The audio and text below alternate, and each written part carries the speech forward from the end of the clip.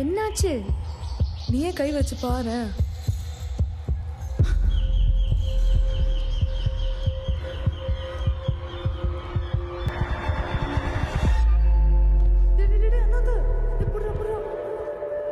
Movie myths part 4. 96 படத்துல ஜானு வந்து ராம் கிட்ட வந்து அவன் நெஞ்சில கை வச்ச உடனே ஹார்ட் பீட் ஸ்லோ ஆகி டக்குன்னு ராம் வந்து மயங்கி விழுந்துவாரு. இது வந்து ஹார்ட் ப்ராப்ளமா? இது வந்து நார்மலா? அப்நார்மல். ஸோ இது வந்து vasovagal syncope or neurocardiogenic syncope. இதுக்கு இன்னொரு பேரு ரிஃப்ளெக்ஸ் சின்கோ. இது வந்து ரொம்ப ரொம்ப நார்மல். எஸ்பெஷலி ரொம்ப எமோஷனலான இண்டிவிஜுவல்ஸ்க்கு இது மாதிரி நடக்கிறது ரொம்ப ரொம்ப காமன். இது ஏன் நடக்குது? ஸோ நார்மலி நம்ம ஹார்ட்டுக்கு நிறைய நர்வ்ஸ் இருக்கும்.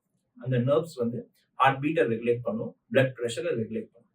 ஸோ அது வந்து இந்த மாதிரி ஒரு எமோஷனல் சுச்சுவேஷன்ல அது கரெக்டாக ரெஸ்பாண்ட் பண்ணலன்னா உங்க பிபியும் லோ ஆயிடும், அதே சமயத்துல உங்க ஹார்ட் பீட்டும் லோ ஆயிடும். ஸோ அதனால உங்க பிரெயினுக்கு போற பிளட் சப்ளை கம்மியாயிடும். ஸோ சடனா பிளட் சப்ளை கம்மியாகும் போது நீங்க மயங்கி விழுந்துவீங்க.